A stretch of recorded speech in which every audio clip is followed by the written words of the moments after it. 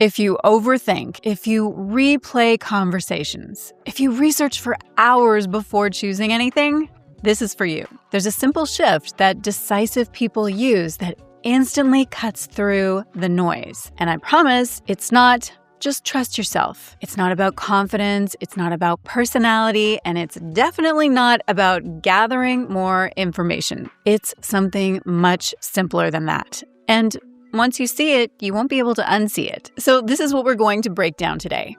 Not theory, not motivation, actual practical ways to become someone who decides. And I've got 6 simple shifts for you to make that are going to help you with this. And if you stick with me, it's going to change everything for you. So let's start with the first shift, which is this. I want you to start trusting yourself to handle the outcome. Let me give you a very ordinary example. You're buying something online. Maybe it's a laptop or a course or even just a pair of shoes. You open one tab, then another, then another. You compare reviews. You read Reddit threads. You watch 2 YouTube videos. You check the return policy. You leave it in your cart. And then 2 days later, you're still thinking about it. Now, here's what's interesting. The problem wasn't a lack of information. You had enough information 20 minutes in. The problem was this. You didn't trust the version of you who was going to live with the outcome. That's what makes decisions feel so heavy. It's not just, what if I choose wrong? It's also, what if I choose wrong and then I have to live with it? And that shows up everywhere, not just laptops, career moves, relationships, starting the business, joining the gym, leaving the job, raising your prices, booking the flight. Most people think they need more clarity, but what they actually need is a stronger internal position. So here's what decisive people do differently.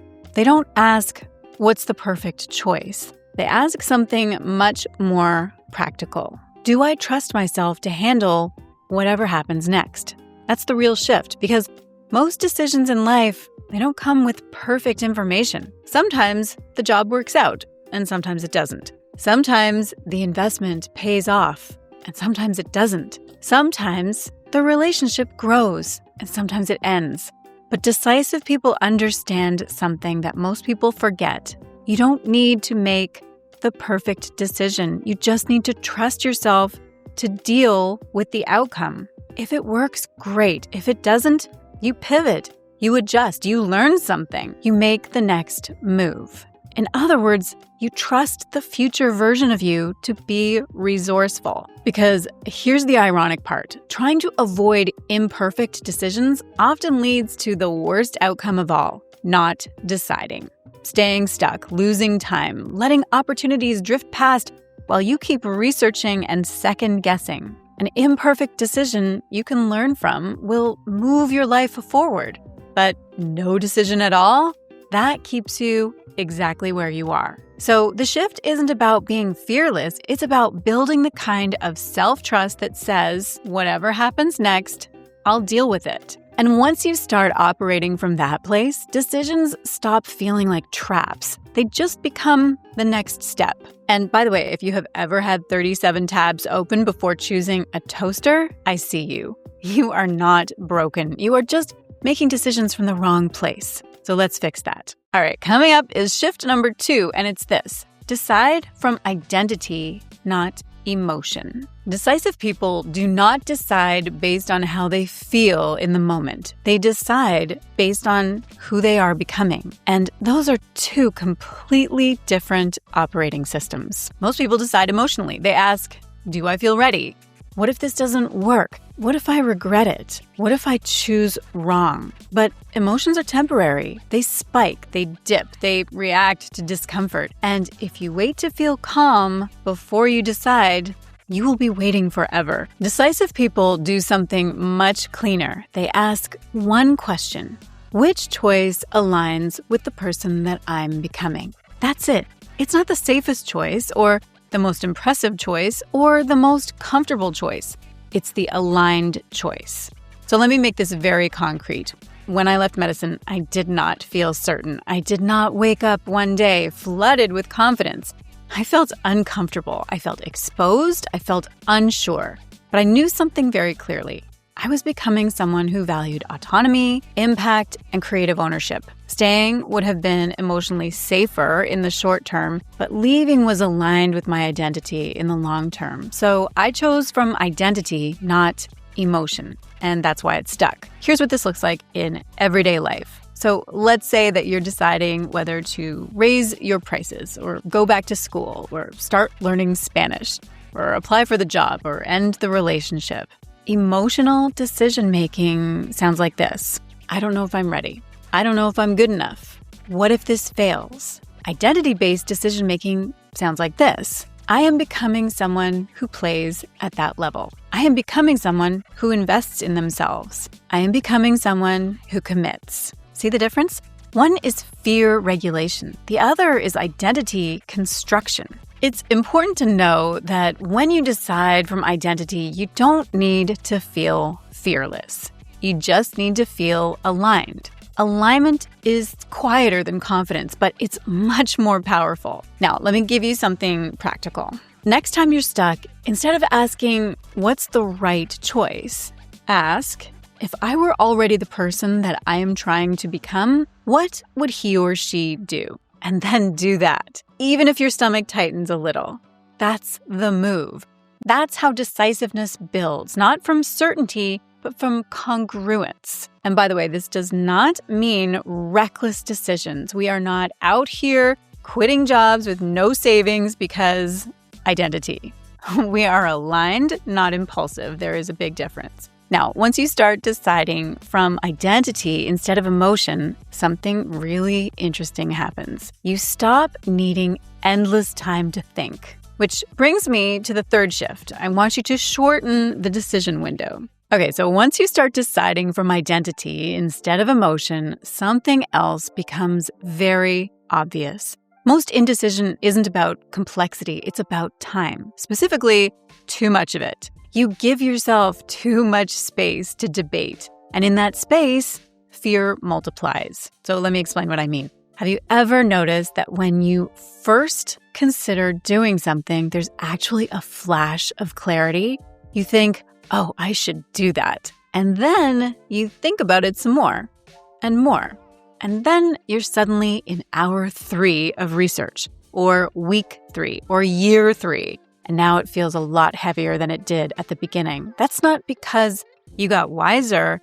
It's because you opened the door to rumination. There's a psychological phenomenon called the Zeigarnik effect. Unfinished decisions occupy mental space. They create low-grade cognitive tension. Your brain does not like open loops. So what happens? You keep revisiting it. You think you're being thoughtful, but really you're just keeping the loop open. And the longer it stays open, the scarier it feels to close it. Decisive people do something very simple.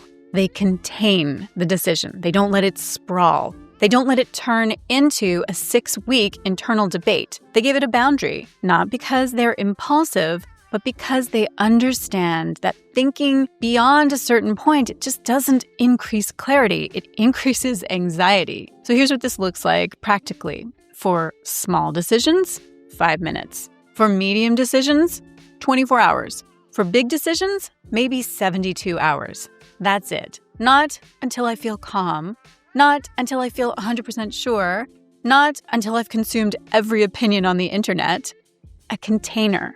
Because when you put a container around a decision, something really interesting happens. Your brain stops wandering and starts choosing. And I'll tell you something that I have noticed in my own life. The longer I drag a decision out, the more dramatic it becomes in my head. When I decided to do a TED Talk, that could have turned into months of, should I, shouldn't I, is it worth it? Instead, I gave it a window. I looked at the numbers. I looked at my schedule. I looked at the kind of person that I want to be 3 years from now. And then I chose. Was I calm? Not entirely. Was I aligned? Yes. And that's enough. There's also fascinating research on decision fatigue. Judges, for example, are significantly less likely to grant parole later in the day. Same facts, different time. Why? Cognitive depletion. The more decisions that you delay, the more drained you become. And drained people default to avoidance. Indecision feels like neutrality, but it's actually a slow leak of energy. You do not need infinite analysis. You need a boundary. And just to be clear, this is not about rushing life-altering decisions. It's about recognizing that overthinking past a certain point is not intelligence. It's self-doubt in disguise. And decisive people don't eliminate doubt. They just limit its airtime. Now, even when you decide from identity and even when you shorten the window, there is still something that traps people. It's the fantasy that there's a perfect option. So let's talk about that. This is the fourth shift. You have to drop the fantasy that there is a perfect decision hiding somewhere, and if you just think long enough, you'll find it. Because that fantasy is what keeps you stuck. A lot of overthinking is actually this quiet belief. There is one right answer, and if I choose wrong, I'll regret it. That sounds responsible. It sounds thoughtful, but it's not realistic. Most decisions, especially the ones that you are agonizing over, they're not right versus wrong. They're trade-offs. That's it, different trade-offs. And when you're unwilling to accept trade-offs, you end up chasing perfection, which doesn't exist. Let's go back to something simple. Let's say that you are deciding between two job offers. One pays more, one has more flexibility. There isn't a perfect choice. There is a choice that prioritizes money or a choice that prioritizes freedom. But your brain wants both. So it stalls because if you wait long enough, maybe a third magical, flawless option will appear. It won't. There's some fascinating research on regret. Psychological research has consistently shown that over time, people tend to regret inaction more than action. Not immediately. Immediately, action feels scarier. But years later, people regret the risks that they didn't take far more than the imperfect ones that they did. That's really important because when you delay a decision trying to avoid regret, you may actually be manufacturing a different kind of regret, the slow, lingering kind. There's also something called maximizer versus satisficer theory. Maximizers try to find the absolute best option. They keep comparing and researching and checking alternatives. Satisficers choose an option that meets their criteria and then move forward. And guess who's happier? Not the maximizers. They actually report more stress and more regret and less satisfaction with their decisions, even when they made a perfectly good choice, because they keep wondering if something better was out there. So if that's you, just know this is not a moral flaw. It's just a pattern, and patterns can be adjusted. So here's the practical tool, the 70% rule. You don't need 100% certainty. You don't need 100% information. If you have roughly 70% of what you need to make a thoughtful decision, choose. Because the last 30%, that's usually noise or fear or both. And here's the part that nobody likes hearing. Even the right decision will contain discomfort. Even the aligned decision will close doors. Even the exciting decision will come with trade-offs. That doesn't mean it was wrong. It means you chose. I've had moments in my life where I thought, if I just think a little longer, I'll feel better about this. I never did. What made me feel better was committing. Once I committed, energy shifted. Clarity increased after the decision, not before. That's something that people rarely talk about. Clarity often follows commitment, not the other way around. So the shift here is this: stop hunting for the perfect option. Start choosing the direction that you're willing to back. There's a big difference. When you choose something that you're willing to back, you stop scanning the horizon for something better. You put your energy into making the choice work. And that's where decisiveness actually compounds. Okay, let's move on to the next thing that still makes people hesitate, and it's this. Decisiveness doesn't feel the way you think it will. Here's something that most people misunderstand. They think decisive people feel calm. They imagine the decisiveness feels like clarity and confidence and maybe even relief. It doesn't. Most of the time, decisiveness feels like tension. It feels like your stomach tightening slightly. It feels like closing a door. It feels like risk. And that's the part that trips people up, because when you decide, especially on something that's meaningful, your nervous system interprets it as uncertainty, and uncertainty registers as threat. Not dramatic threat, just enough to make you hesitate. So what do most people do? They interpret that discomfort as a signal. They think, if I were making the right choice, I would feel better. But that is not how growth works. Growth feels destabilizing, commitment feels exposed, and finality feels uncomfortable. That doesn't mean you chose wrong, it means you chose. So shift number 5 is to accept that decisiveness feels uncomfortable. There's a concept in psychology called emotional avoidance. We avoid things that create discomfort, even small discomfort. And indecision is one of the cleanest avoidance strategies that there is. Because if you don't decide, you don't have to feel the vulnerability of commitment. You can stay in the hypothetical. And hypotheticals are safe. They're also exhausting. So let's make this real. Imagine that you finally send the email. You raise your rates. You book the flight. You sign up for the thing. There's usually a beat afterward. A moment where you think, oh, not panic, just intensity. And if you're not expecting that sensation, you might think, I shouldn't have done that. But decisive people expect that feeling. They don't interpret it as danger. They interpret it as expansion. It's a very different internal story. I've noticed this in my own life more times than I can count. When I committed to building this channel seriously, when I decided to write a book, when I made certain professional pivots, there was never a wave of pure serenity. There was a tightening. But it wasn't wrongness, it was responsibility. And responsibility feels heavier than possibility. That doesn't make it bad, it just makes it real. Stop expecting decisiveness to feel soothing. Start expecting it to feel slightly uncomfortable. When you normalize that sensation, it stops controlling you. Because now, when your body reacts, you think, there it is.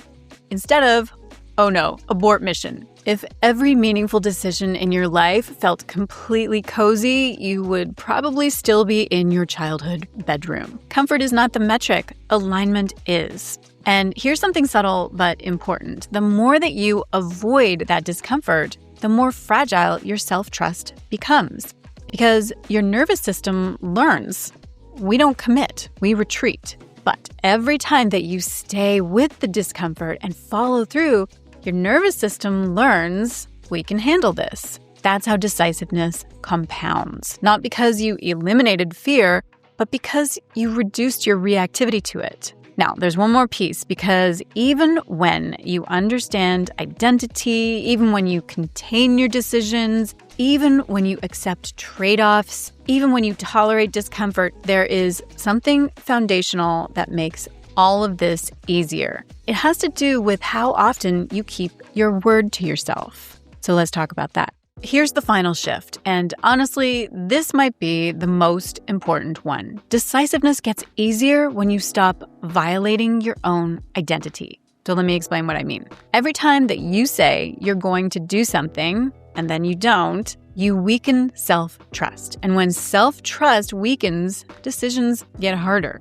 Because now every choice feels risky. You're not just choosing between some options, you're choosing whether you can rely on yourself afterward. That's exhausting. Think about how many micro promises people make in a week. I'll start Monday. I'll wake up early. I'll go to the gym. I'll send that email. I'll practice. And then, maybe, or maybe not. Indecision grows in that space because part of you knows, if I choose this, will I actually follow through? And if the answer has historically been, probably not. Your brain hesitates. Not because you're incapable, but because you have trained it not to expect consistency. So here's the shift. Make fewer promises, but keep them fully. Even small ones, especially small ones. If you say that you're going to update your resume, update it. If you say that you are going to go to the gym, go. If you say you're going to have the hard conversation, have it. When you become someone who follows through in small ways, your identity stabilizes. And when your identity stabilizes, decisions stop feeling like gambles. They start feeling like extensions of who you are. I've seen this in my own life. When I started taking golf seriously, I didn't decide I'm going to be amazing. I decided I'm going to show up consistently, not dramatically, just consistently. And once that became true, once I had proof, deciding to invest more time or money didn't feel reckless. It felt coherent because I had evidence. Self-trust isn't a mindset trick. It's accumulated proof. So here's the quiet truth. Indecision often isn't about the choice. It's about this underlying question. Can I trust myself to handle the outcome? When the answer is yes, even a calm, quiet yes, decisions simplify. When the answer is uncertain, everything feels heavier. You don't need a new personality. You probably just need to stop ghosting yourself. If you want to become more decisive, don't start with bigger risks. Start with tighter integrity. Choose small things, follow through, stack proof. Let your nervous system learn we choose, we act, we handle it. And then watch how much faster the bigger decisions move. So let me leave you with this. Decisiveness isn't something that you're born with. It's something that you build. It's a muscle that you strengthen over time. And most people don't struggle with decisions because they're incapable. They struggle because they have trained themselves to hesitate. They've trained themselves to wait for certainty. They've trained themselves to avoid discomfort. They've trained themselves not to fully trust their own follow-through. And none of that is permanent. It's just learned, which means it can be unlearned. That's it. It's not magic. It's not personality. It's practice. And if you're watching this and you're realizing, oh, I do this, I delay, I overthink, I pull back, I created something specifically for that pattern. It's called the Self-Sabotage Recovery Guide. It is completely free and it just walks you through how to recognize the subtle ways that you undermine your own progress and how to interrupt them before they spiral. Because indecision is one of the most common forms of self-sabotage. And once you see it, you can start changing it. So you can download that below. And if this video resonated with you, the next one that you should watch is called How to Stop Talking Yourself Out of Things You Want. That video goes deeper into the emotional pattern behind hesitation and self-sabotage, and it connects directly to everything that we have just talked about today. So I will link it on the next screen, and then I will see you there. Okay. Wait, hold everything. Oh, wait. Shoulder tension. Oh, wait, I am recording, right? Yeah, okay. Moment of panic. All right.